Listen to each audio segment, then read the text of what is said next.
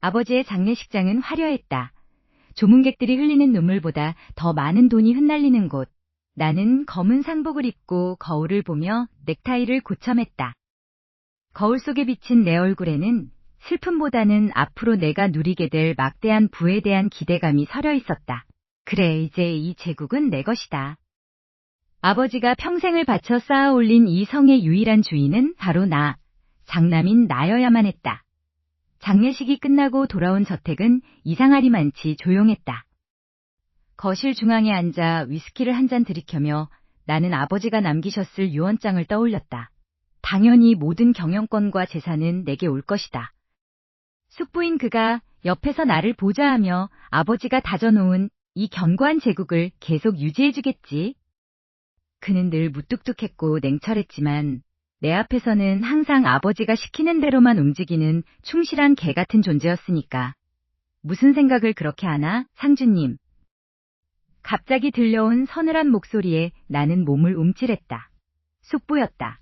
그는 아버지가 입으시던 낡은 가운을 입고 있었지만 그 눈빛만큼은 어느 때보다 형형하게 빛나고 있었다. 평소라면 나를 보며 고개를 숙였을 그가 오늘은 당당하게 소파 맞은편에 앉아 서류 봉투 하나를 탁자 위로 밀어놓았다. 숙부, 지금 뭐 하시는 겁니까? 유언장은 변호사가 정리해서 가져오기로 되어 있는데요. 나는 헛웃음을 지으며 그를 바라봤다. 하지만 그는 대답 대신 얇은 종이 한 장을 꺼내 내게 내밀었다. 그건 정식으로 공증받은 유언장이었다. 내 손이 미세하게 떨리기 시작했다. 종이 위를 훑어내려가던 내 눈동자가 점차 커졌다. 모든 것이 내 예상과는 달랐다. 재산권, 경영권, 심지어 이 저택의 소유권까지 모든 것이 숙부의 이름으로 이전된다고 명시되어 있었다. 나는 억울함에 벌떡 일어났다. 이게 무슨 말도 안 되는 소리예요. 제가 장남입니다. 아버지가 저를 두고 숙부에게 모든 걸 넘길 리가 없잖아요. 내 목소리가 저택 안에 울려 퍼졌다. 하지만 숙부는 눈 하나 깜빡하지 않았다. 그는 천천히 일어나 내게 다가왔다. 그의 차가운 손이 내 어깨를 꽉 쥐었다. 그 압박감이 마치 족쇄처럼 느껴졌다. 아버님은 너를 너무 잘하셨던 게지. 내가 이 제국을 얼마나 빨리 무너뜨릴지, 그 오만함이 얼마나 독이 될지. 그는 낮게 읊조리며 내 귓가에 대고 낮게 웃었다. 그 웃음은 서늘했고 뼈를 깎는 듯한 살기가 느껴졌다. 그는 내 어깨를 툭툭 치며 문 밖으로 나가려다 다시 뒤를 돌아보았다. 그리고 말이야, 네가 모르는 사실이 하나 더 있어. 숙부는 희미하게 미소를 짓고 있었다. 그 미소는 단지 재산을 가로챈 승리자의 얼굴이 아니었다. 마치 무언가 거대하고 치명적인 비밀을 숨기고 있는 자의 소름 끼치는 얼굴이었다. 그는 문고리를 잡은 채 나를 한참 동안 응시했다. 네 아버지가 정말로 무엇 때문에 돌아가셨는지 궁금하지 않나? 그 짧은 한마디가 내 심장을 얼어붙게 만들었다. 그는 나를 더 이상 보고 있지 않았지만 나는 그가 문을 닫고 나간 뒤에도 움직일 수 없었다. 그 의등 뒤에 숨겨진 그 비밀은 도대체 무엇일까? 그가 짓고 있던 그 냉혹한 미소 속에 담긴 의미가 단순히 재산 상속 문제보다 훨씬 더 끔찍한 파멸을 예고하고 있는 것만 같아 등골이 서늘해졌다. 놈은 과연 아버지를 죽인 것인가? 아니면 그보다 더 무서운 무언가를 쥐고 있는 것인가? 장례식이 끝난 지 일주일도 채 지나지 않았지만 집안의 공기는 벌써부터 숨이 막힐 정도로 차갑게 변해 있었다. 아버지가 돌아가신 후 모든 것이 내 것이 되리라 믿었던 나의 자신감은 작은 방 한구석으로 밀려나 있었다. 숙부는 장례식장을 떠나자마자 태도가 돌변했다. 그는 마치 처음부터 자신이 이 집안의 주인인 것처럼 행동하며 회사를 장악하기 시작했다. 나는 숙부의 그런 오만한 태도가 못마땅했지만 감히 그에게 맞설 명분이 부족했다. 법적 효력이 있는 유언장이 내 발목을 잡고 있었기 때문이다. 오늘 오후 나는 무작정 회사로 향했다. 숙부가 아버지가 계셨던 집무실을 정리하라는 지시를 내렸다는 소식을 들었기 때문이다. 나는 무언가 잘못되었다는 불길한 예감을 떨칠 수 없었다. 엘리베이터에서 내려 조용히 복도를 걸어가는데 저 멀리 익숙한 문 앞에서 숙부의 낮고 딱딱한 목소리가 들려왔다. 그는 우리 집안의 오랜 전속 변호사 박 변호사와 함께 있었다. 문틈 사이로 흘러나오는 그들의 대화는 짧았지만 단어 하나하나가 내 귓가에 비수처럼 꽂혔다. 이 시점까지는 확실히 처리되어야 합니다. 다른 쪽에서 눈치채기 전에 마무리하시죠. 숙부의 냉철한 말투에는 일말의 망설임도 없었다. 박 변호사는 짧게 대답하며 서류 가방을 챙겨 나갔고 나는 서둘러 복도 구석으로 몸을 숨겼다. 숙부마저 방을 떠나고 나서야 나는 조심스럽게 문을 열고 안으로 들어섰다. 집무실 안은 묘한 긴장감이 감돌고 있었다. 책상 위는 이미 숙부에 의해 말끔히 정리된 상태였지만 구석에 놓인 쓰레기통이 내 시선을 사로잡았다. 나는 본능적으로 쓰레기통 안을 뒤지기 시작했다. 그곳에는 잘게 찢긴 종이 조각들이 수북하게 쌓여 있었다. 손이 떨려왔다. 나는 조각들을 하나하나 맞춰보며 바닥에 앉아 필사적으로 내용을 읽어내려갔다. 종이 조각 중 일부는 복구가 힘들었지만 명확하게 보이는 단어들은 내 심장을 먹게 만들었다. 회사의 자산운용 기록과 자금 흐름에 관한 자료들이었다. 나는 숨을 헐떡이며 조각을 하나 더 맞췄다. 거기에는 믿을 수 없는 문구들이 적혀 있었다. 회사의 대규모 채무가 왜 숙부의 개인 계좌와 연결되어 있는 것일까? 더 나아가 왜 수십억 원에 달하는 빚이 회사 명의가 아닌 숙부의 개인 이름으로 전환되어 기록되어 있었을까? 아버지가 생전에 운영하시던 탄탄한 회사가 어쩌다 이런 막대한 부채를 짊어지게 된 것인지. 그리고 왜 그 빚이 고스란히 숙부의 개인 자산으로 둔갑하여 옮겨가고 있는 것인지 도무지 이해할 수 없었다.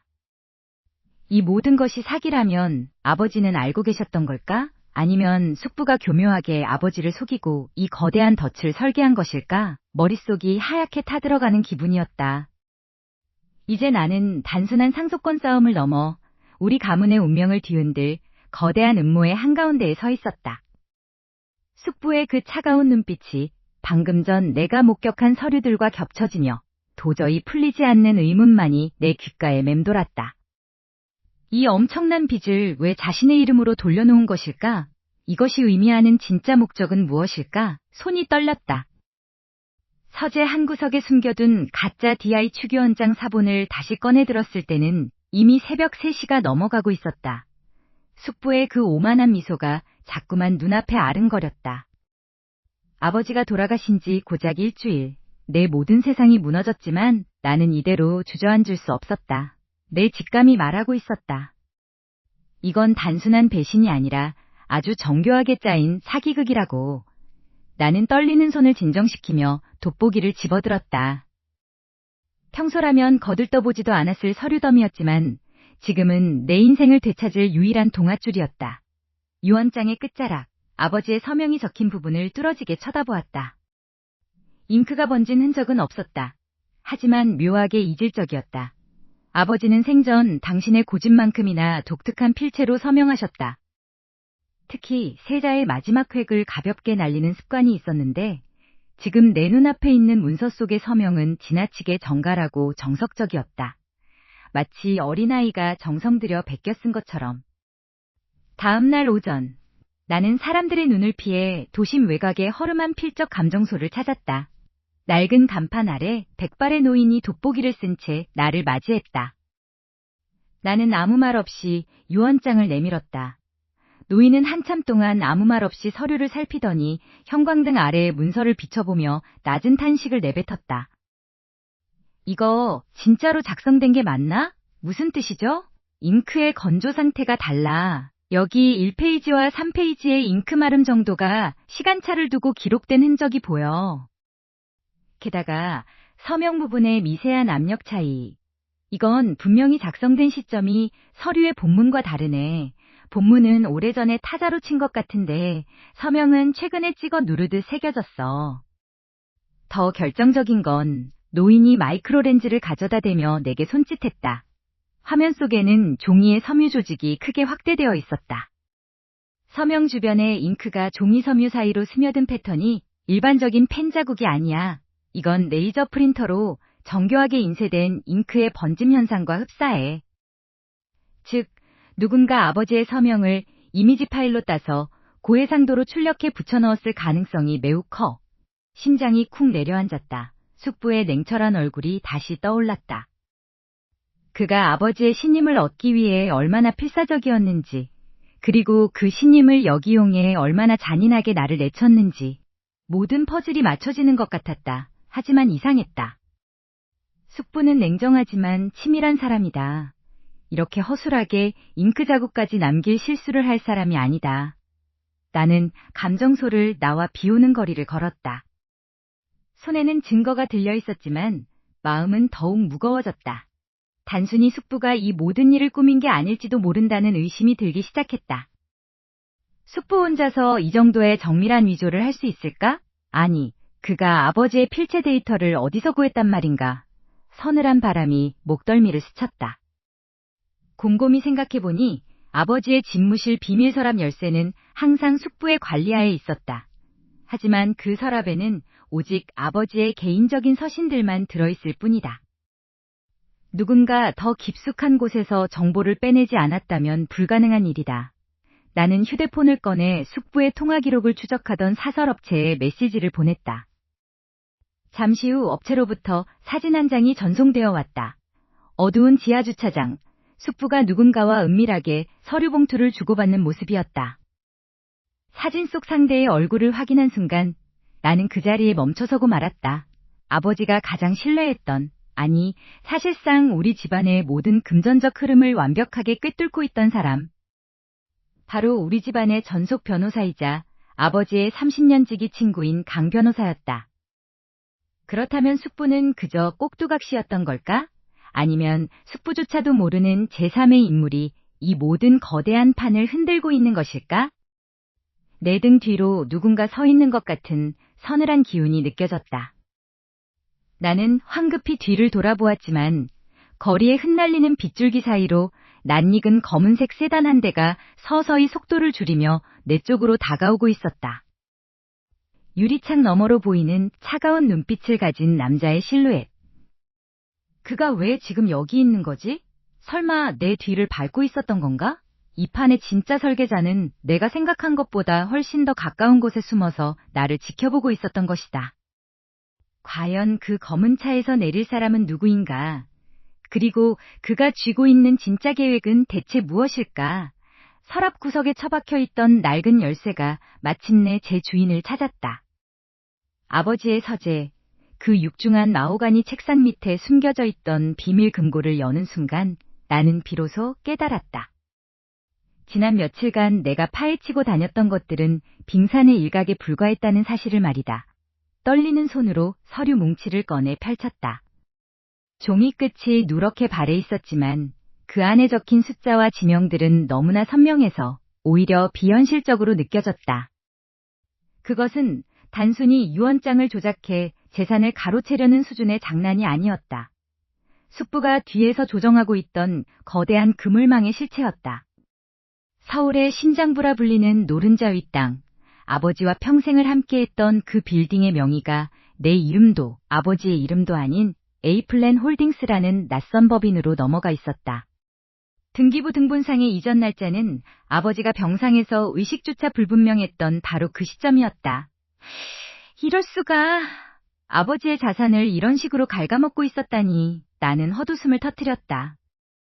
그동안 내가 숙부를 단순히 아버지의 총애를 받는 영리한 동생 정도로만 생각했던 것이 얼마나 오만하고 바보 같은 짓이었는지 뼈저리게 느껴졌다.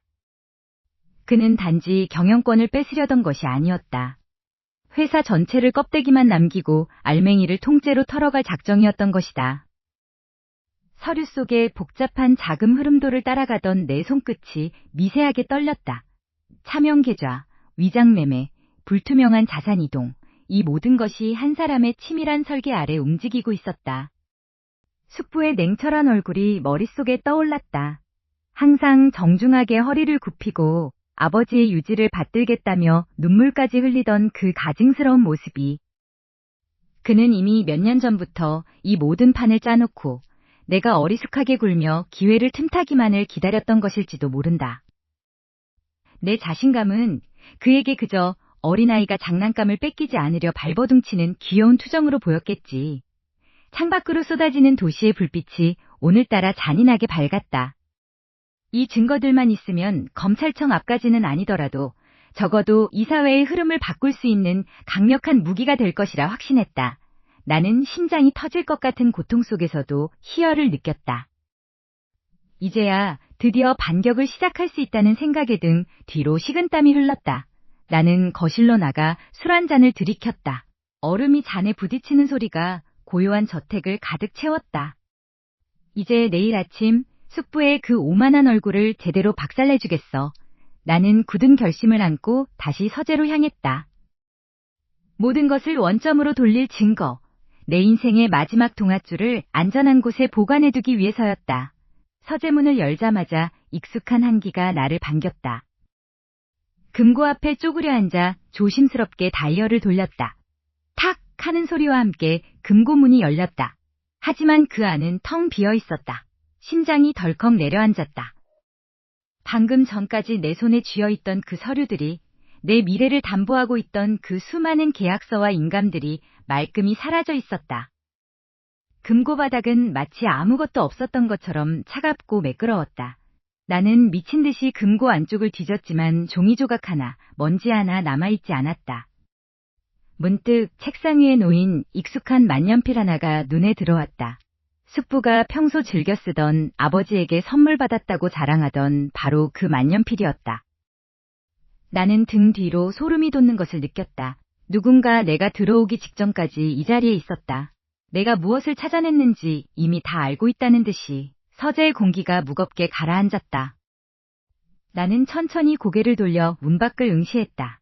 어둠 속에서 누군가 나를 지켜보고 있는 것만 같은 그런 섬뜩한 기운이 나를 옥죄어오고 있었다. 나는 이제 알았다. 이 싸움은 내가 생각했던 것보다 훨씬 더 깊고 어둡고 위험한 곳으로 향하고 있다는 것을. 내 손에 쥐고 있던 마지막 희망이 사라진 지금, 나는 다시 완벽한 고립 상태에 놓였다. 숨이 턱끝까지 차올랐다. 나는 내 손에 든 서류 봉투가 구겨지는 줄도 모르고 숙부의 집무실 문을 거칠게 열어젖혔다. 노크 따위는 사치였다. 묵직한 마호가니 문이 벽에 부딪히며 쾅 소리를 냈지만 책상 뒤에 앉아 서류를 검토하던 숙부는 눈 하나 깜빡하지 않았다. 그 여유로움이 내 신경을 더 날카롭게 긁어놓았다. 예의라고는 배우지 못한 모양이구나, 민준아. 숙부는 천천히 안경을 벗어 책상 위에 내려놓았다.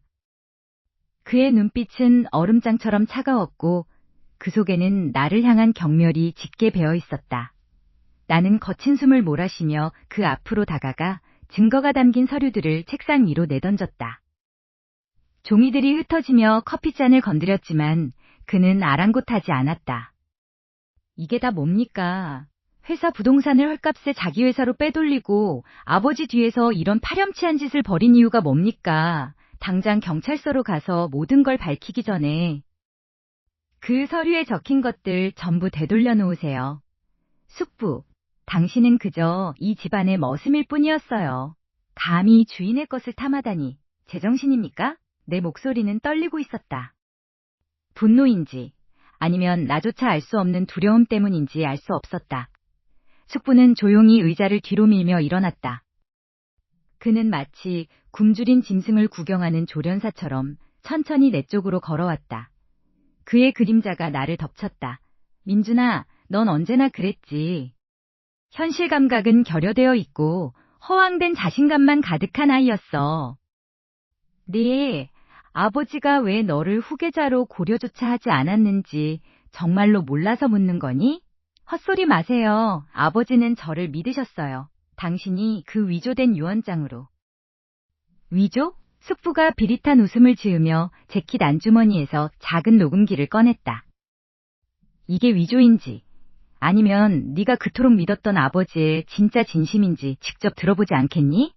딸깍 하는 소리와 함께 건조한 기계음이 흘러나왔다. 그리고 스피커를 통해 들려온 목소리는 내가 세상에서 가장 사랑했던, 그러나 이제는 존재하지 않는 아버지의 목소리였다. 민준이 녀석, 그 아이는 그릇이 아니야. 내 아들이지만 정말로 한심하기 짝이 없지. 나를 닮은 구석이라곤 하나도 없어. 회사 경영은커녕 제 앞가림도 못할 놈이야. 차라리 내 재산을 다 처분해서 자선단체에 기부하는 게 낫지. 그 녀석 손에 들어가면 3년도 못 버티고 집안을 말아먹을 거다. 내가 죽고 나면 재산은 전적으로 동생에게 맡기겠어. 민준이에게는 그저 굶어 죽지 않을 정도의 생활비나 쥐어주면 충분해. 녀석은 평생을 그렇게 철없는 어린애처럼 살게 될 거다. 심장이 쿵 하고 바닥으로 떨어지는 기분이었다. 귀를 의심했다. 아니, 부정하고 싶었다. 이건 가짜일 거야. 저 교활한 숙부가 인공지능 기술을 써서 만든 가짜라고 외치고 싶었다. 하지만 그 말투, 나를 부르는 호칭, 나를 깎아내릴 때마다 짖던 특유의 냉소적인 억양까지 완벽하게 아버지였다. 거짓말이야. 아버지가 어떻게... 다리에 힘이 풀려 주저앉을 뻔했다. 내가 알던 세상이 산산조각 나는 소리가 들리는 듯했다. 숙부는 녹음기를 끄더니 귓가에 대고 낮게 속삭였다. 이제 알겠니? 너는 단 한 번도 이 집안의 적통으로 인정받은 적이 없어. 네 아버지는 너를 그저 짐으로 생각했지. 그의 말을 듣는 순간 문득 이상한 위화감이 뇌리를 스쳤다. 아버지는 건강하셨다. 평소 고혈압 외에는 아무런 지병도 없었다. 그런데 갑작스러운 심장마비라니 이 녹음 속 아버지의 목소리는 너무나도 명료하고 기운차 보였다. 마치 죽음을 예견하고 모든 것을 정리하는 사람의 목소리가 아니었다. 오히려 누군가에게 강요받거나 혹은 누군가에 의해 완벽하게 짜인 상황 속에서 내뱉은 말처럼 들렸다. 만약 이 녹음 속 아버지의 태도가 진짜라면 아버지는 왜 갑자기 나를 배제하려 하셨었을까? 아니, 무엇보다 중요한 건 그 다음이었다. 아버지가 이렇게 건재한 목소리로 나를 비난할 수 있었다면 과연 그의 죽음은 자연스러운 심장마비였을까? 아니면 이 모든 것을 설계한 누군가가 아버지를 강제로 침묵시킨 것은 아닐까? 나는 서늘한 공포를 느끼며 숙부의 눈을 정면으로 쏘아보았다. 그의 눈동자 속에는 내가 모르는, 아니 알면 안 되는 죽음의 그림자가 일렁이고 있었다. 숙부와의 그 비열한 대화가 끝난 후 나는 사무실을 거의 도망치듯 빠져나왔다. 내 귀를 때리던 아버지의 차가운 목소리, 넌 내 자리를 물려받을 자격이 없다는 그 독설이 여전히 귓가에서 맴돌며 나를 집요하게 괴롭혔다. 하지만 분노에 잠식될 시간조차 없었다. 숙부의 눈빛은 너무나 평온했고 그것은 곧 그가 가진 패가 내가 상상하는 것보다 훨씬 더 견고하다는 뜻이었다. 나는 홀린 듯 아버지의 개인 집무실로 향했다. 그곳은 아버지의 흔적이 가장 짙게 남은 곳이자 내가 다시는 발을 들이지 말아야 할 금역금역 과도 같았다. 문을 열자 묵직한 가죽 냄새와 곰팡이 섞인 듯한 오래된 서류 냄새가 훅 끼쳐왔다. 나는 손을 떨며 아버지의 책상 서랍을 하나하나 뒤지기 시작했다. 무언가 결정적인 증거가 있어야 했다.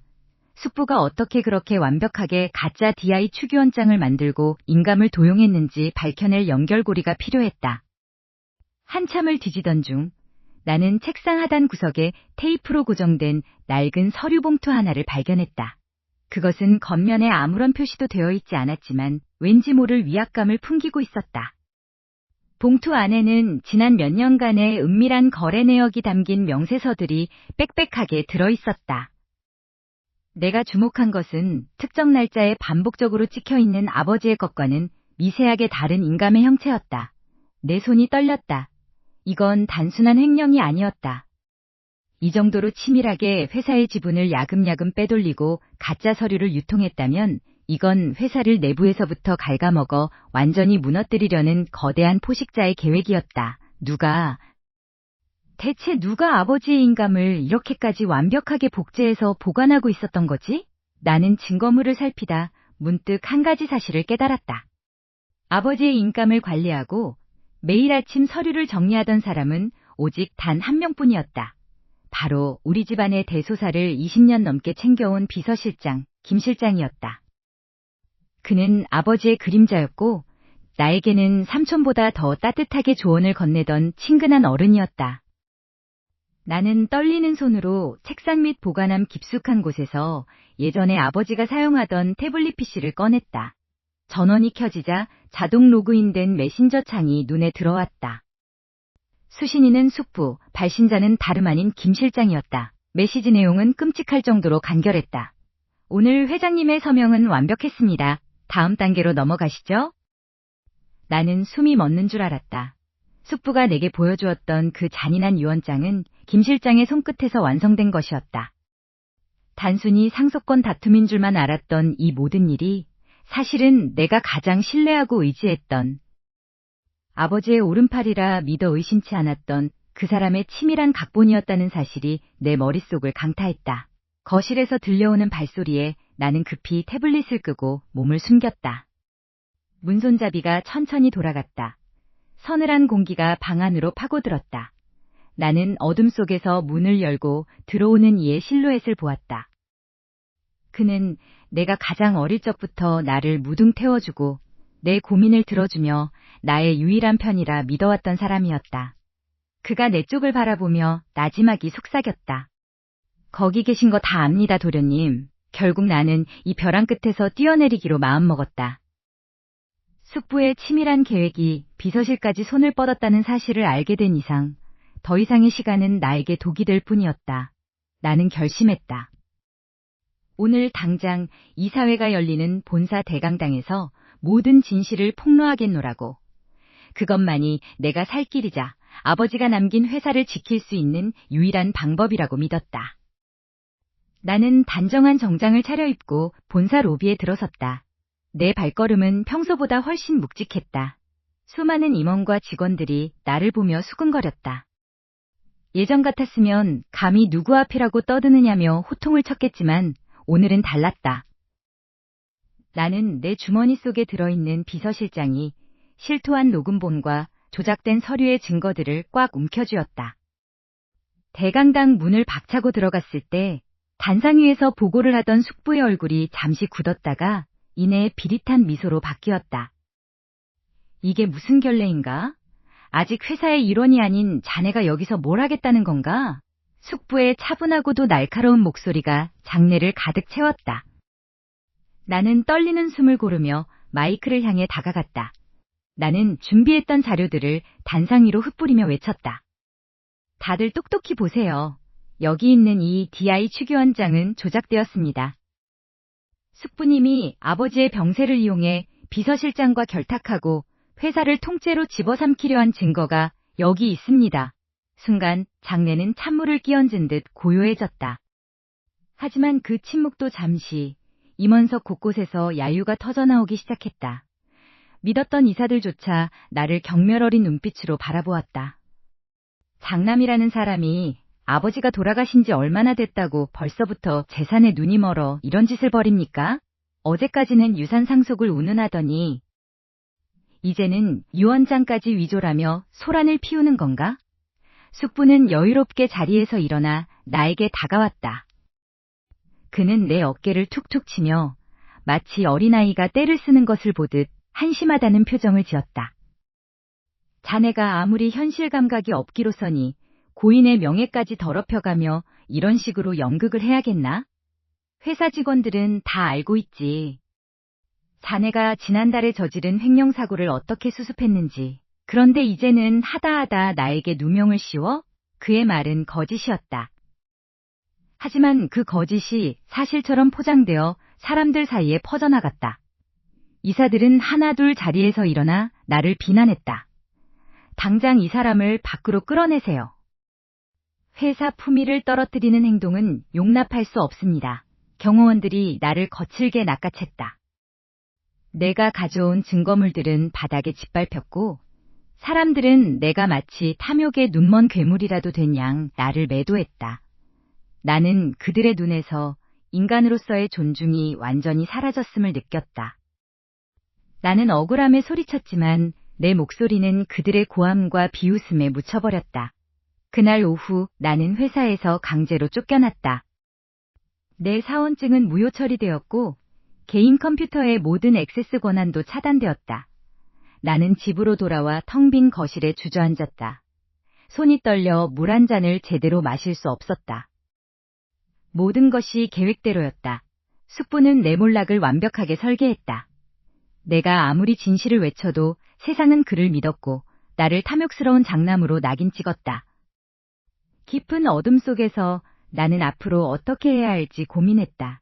이대로 무너질 수는 없었다. 하지만 내 정신이 갉아먹히는 고통은 견디기 힘들었다. 그때였다. 밖에서 요란한 소리가 들려왔다. 창밖을 내다보니 대여섯 대의 검은색 세단이 대문 앞에 멈춰섰다. 차에서 내린 경찰들이 곧장 현관문을 두드리기 시작했다. 경찰입니다. 귀하를 회사 공금 횡령 및 업무상 배임 혐의로 긴급 체포합니다. 문을 여십시오. 내 심장이 덜컥 내려앉았다. 횡령이라니 나는 단 한 푼도 손댄 적이 없는데. 숙부의 시나리오는 내 예상을 훨씬 뛰어넘어 이제는 나를 범죄자로 만들어 사회적으로 매장하려 하고 있었다. 경찰의 다급한 문 두드리는 소리가 내 귓가를 파고들었다. 나는 이제 어디로 도망쳐야 하는 걸까? 아니면 이대로 모든 것을 포기하고 쇠고랑을 차야 하는 걸까? 나의 비극은 이제 막 시작되었을지도 모른다. 제8장. 뒤집힌 판 주주총회장으로 향하는 복도의 대리석 바닥이 유난히 차갑게 느껴졌다. 내 발소리가 적막한 공간을 울릴 때마다 심장은 쿵쿵 소리를 내며 갈비뼈를 두드렸다. 지난 며칠간 겪었던 수모와 멸시는 이제 내게 공포가 아니라 뜨거운 분노의 연료가 되었다. 사람들은 나를 욕심에 눈이 먼 페류나라 손가락질했지만 오늘 이 문을 열고 나면 그 모든 평가는 산산조각 날 것이다. 나는 재킷 안주머니에 꽂힌 빳빳한 서류 뭉치를 다시 한번 확인했다. 숙부와 그 충직한 개, 김비서가 나눈 은밀한 거래 내역이 고스란히 담긴 치명적인 무기였다. 문 앞을 지키던 경호원들이 나를 가로막으려 했지만 나는 그들을 밀치고 당당하게 문고리를 잡았다. 묵직한 이사회실의 문이 열리자 수십 개의 시선이 내게 꽂혔다. 원형 테이블 중앙에 앉아 여유롭게 커피잔을 기울이던 숙부의 눈썹이 꿈틀거렸다. 그는 내가 이 자리에 나타날 리 없다고 확신하고 있었던 모양이다. 이게 무슨 결례인가? 자네가 들어올 곳이 아닐 텐데. 숙부의 냉소 섞인 목소리가 회의실에 깔렸다. 나는 대꾸 대신 천천히 걸어가 그가 앉은 자리 바로 맞은편에 섰다. 내 손에는 숙부가 김비서에게 건넨 자금 출처와 불법적인 자산 이전 명세서가 들려 있었다. 나는 그것을 테이블 위로 툭 던졌다. 종이가 바닥에 쓸리며 내는 마찰음이 마치 폭탄의 도화선이 타들어가는 소리처럼 들렸다. 숙부님, 아니, 이제는 그렇게 부를 자격도 없겠네요. 회의실의 공기가 급격히 얼어붙었다. 몇몇 임원들이 호기심과 불안함이 뒤섞인 눈빛으로 서류를 훑어보기 시작했다. 숙부의 얼굴이 순식간에 하얗게 질렸다. 그는 겉으로는 여전히 평온을 유지하려 애썼지만 커피잔을 든 손끝이 미세하게 떨리고 있었다. 김비서는 뒤편에서 안색이 파랗게 질린 채 뒷걸음질 치고 있었다.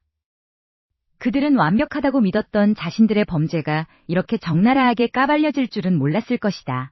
이게 다 무슨 근거 없는 짓인가? 숙부가 고함을 치며 일어났지만 이미 늦었다.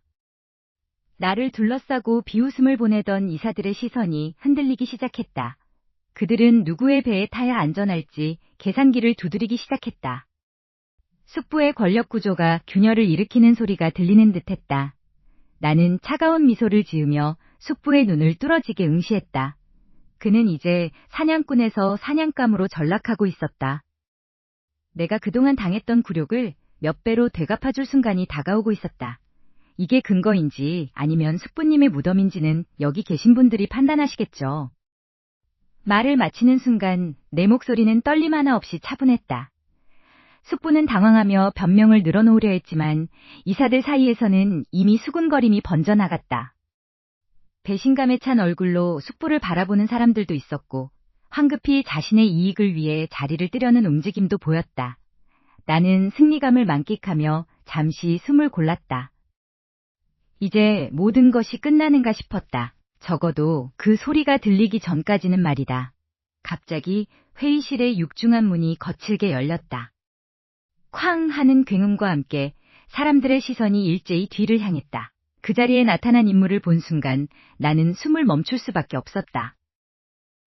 이사회실 안의 모든 공기가 멈춘 듯한 착각마저 들었다.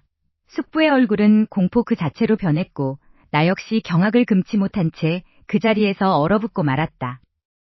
결코 나타나지 말았어야 할, 아니 죽었어야 할 사람이 문틈 사이로 모습을 드러냈기 때문이다. 주주총회장의 공기는 마치 거대한 압력솥처럼 팽팽했다.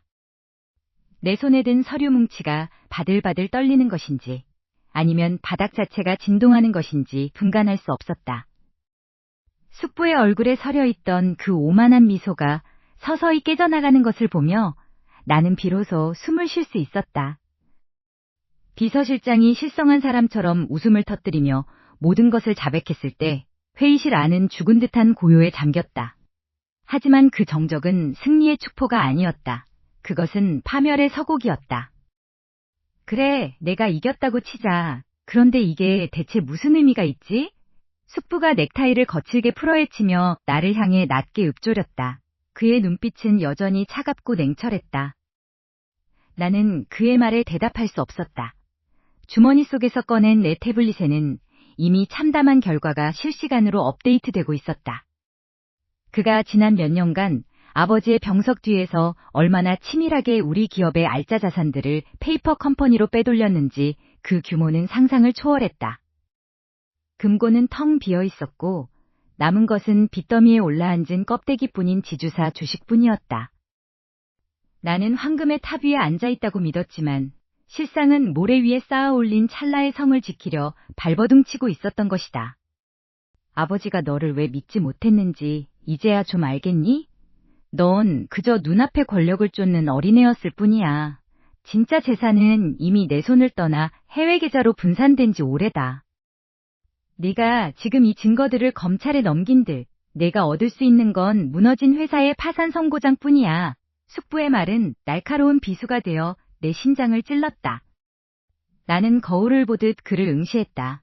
자신만만했던 내 오만함이, 현실을 외면하고 싶었던 내 나태함이 이 거대한 괴물을 키워냈음을 뼈저리게 느꼈다. 이제 선택의 시간이었다.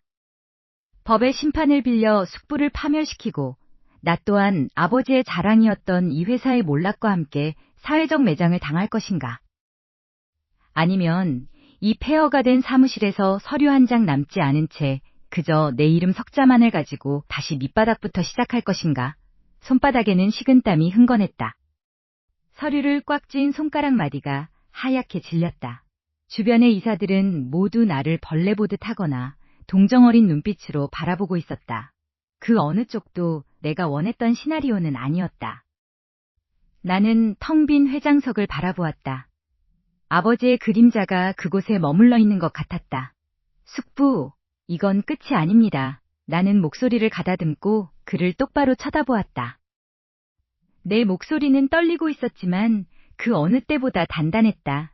재산은 잃었을지 몰라도 당신이 내게서 앗아간 가문의 이름을 다시 찾는 것, 그게 나의 다음 복수입니다. 당신이 만든 그 껍데기 회사들, 하나하나 추적해서 지옥 끝까지 쫓아갈 겁니다. 내가 가진 모든 것을 잃더라도 당신이 그 더러운 돈을 평생 마음 편히 쓰지 못하게 만드는 것. 그것이 지금 내가 선택할 길입니다. 나는 챙겨온 증거물들을 회의실 중앙탁자에 내동댕이 쳤다. 쿵 하는 둔탁한 소리가 회의실 전체를 울렸다. 숙부의 눈썹이 꿈틀거렸다. 나는 돌아서서 출구로 향했다. 뒤에서 수근거리는 소리가 들려왔지만 신경 쓰지 않았다. 빌딩 밖으로 나오자 차가운 밤 공기가 얼굴을 때렸다. 로비에는 취재진이 구름처럼 몰려들고 있었다. 화려한 승계자의 모습은 간데없고 이제 나는 전 재산을 잃고 몰락한 경영자로 세상 앞에 서게 될 것이다. 택시를 타고 회사를 벗어나는 동안 주머니 속 휴대폰이 미친 듯이 울려댔다. 채권자들의 독촉, 변호사들의 연락, 그리고 정체불명의 번호들. 나는 창밖의 야경을 바라보았다. 아버지의 회사, 내가 평생 누릴 것이라 믿었던 그 화려한 불빛들이 이제는 멀어져 가고 있었다. 어디로 가야 할까? 택시기사가 룸미러로 나를 흘끗거렸다. 나는 멍하니 허공을 응시하다가 내 인생에서 가장 낮고 어두운 곳의 주소를 읊조렸다. 기사님, 여기 말고 저기 저 구석에 있는 작은 고시원가요? 기사는 의아한 듯 다시 물었지만 나는 대답하지 않았다. 비로소 시작이다. 이제 나는 정말로 혼자가 되었다. 아니, 어쩌면 처음으로 나 자신이 된 것일지도 모른다. 그런데 택시가 굽이진 골목을 돌던 그때 내 휴대폰으로 낯선 익명의 메시지가 도착했다. 아버지의 진짜 유언장은 아직 당신이 모르는 곳에 있습니다. 나는 멈춰서서 메시지를 다시 읽었다. 심장이 다시 한번 거세게 요동치기 시작했다. 이것은 구원일까? 아니면 또 다른 함정일까?